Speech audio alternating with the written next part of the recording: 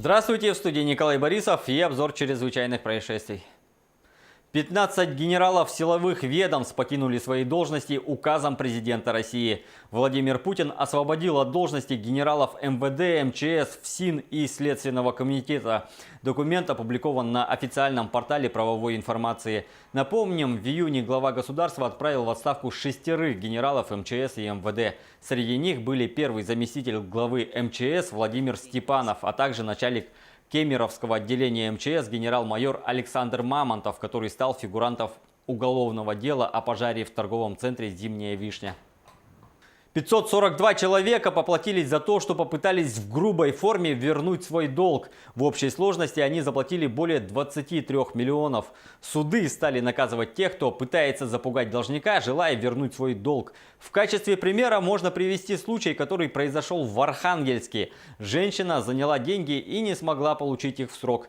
Тогда ей решила помочь сестра и стала угрожать должнику в СМС.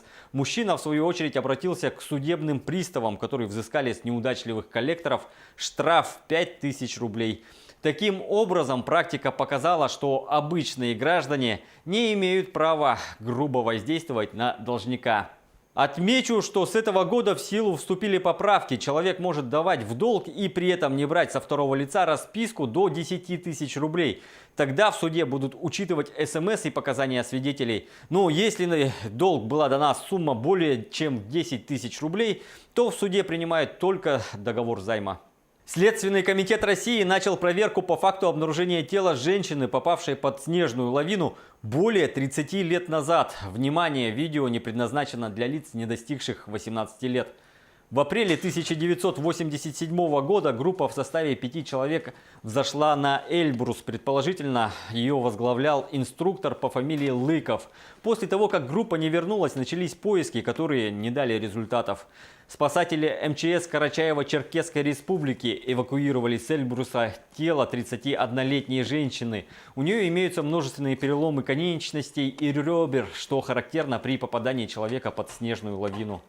Якутская природоохранная прокуратура совместно с заинтересованными ведомствами проводит внеплановую проверку деятельности АК «Алроса».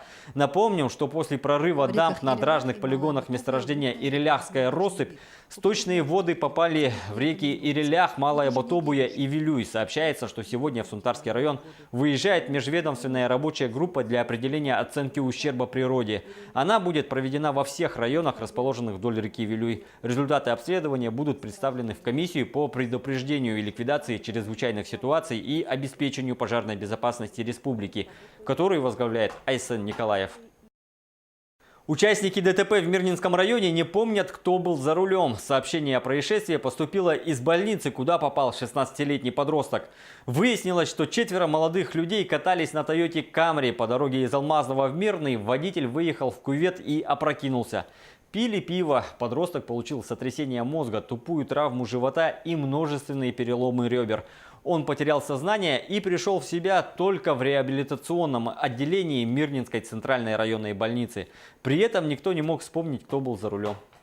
Причиной обрыва связи у абонентов Ростелекома стали рабочие на грейдерах одного из предприятий Алданского района. Напомним, накануне произошел обрыв. В результате у пользователя не работало IP-телевидение и прервалась связь с интернетом. Как оказалось, участок повреждения находился в 9 километрах от Алдана. Линия оборвалась около 16:30. На месте была обнаружена упавшая опора, которую уронили 2 грейдера. Организация, которой принадлежат грейдеры, устанавливается. Написано заявление в полицию. Было повреждено около 70 метров кабеля. Пропавшая 7-летняя Анна Богданова находилась у бабушки. Женщина скрыла местонахождение внучки, поссорившись с мамой девочки. Девочка пропала 27 августа. Позднее выяснилось, что она все это время находилась у бабушки. Сейчас инспекторы по делам несовершеннолетних проводят профилактические беседы с ребенком и ее родителями. Жизнью и здоровью девочки ничего не угрожает. Проводится процессуальная проверка. Очевидцы наблюдали редкие природные явления: водяные смерчи над Цюриховском озере в Швейцарии и в море у побережья греческого озера острова Корфу. Даниэль Гертграссер, живущий на берегу Цюриховского озера, заметил смерч над поверхностью воды в 7 часов 20 минут по местному времени воскресенья. Он снял редкие в этих краях явления на видео. Смерч меньшего размера увидел над озером во вторник житель деревни Стафа Оливер Киндхаузер и зафиксировал его с помощью телефона.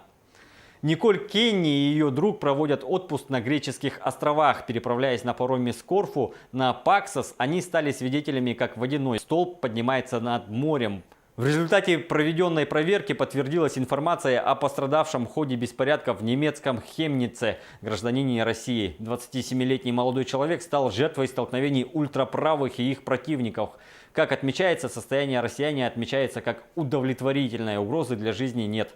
Напомним, беспорядки вспыхнули 27 августа. Накануне здесь погиб 35-летний мужчина. Полиция заподозрила в убийстве 2 мигрантов. Рассказывает Алена Островская. Сотни ультраправых активистов в понедельник вышли к памятнику Карлу Марксу в немецком городе Хемниц. Протесты вспыхнули в воскресенье после того, как здесь был зарезан 35-летний мужчина. По подозрению в убийстве полиция задержала 2 человек – граждан Сирии и Ирака. Это дало повод демонстрантам в очередной раз потребовать остановить приток мигрантов. Оппоненты правых также не остались сидеть дома. Они вышли на улицу, чтобы обвинить противников в использовании трагедии в политических целях. В результате в центре Хемница образовались 2 враждебно настроенных друг к другу лагеря.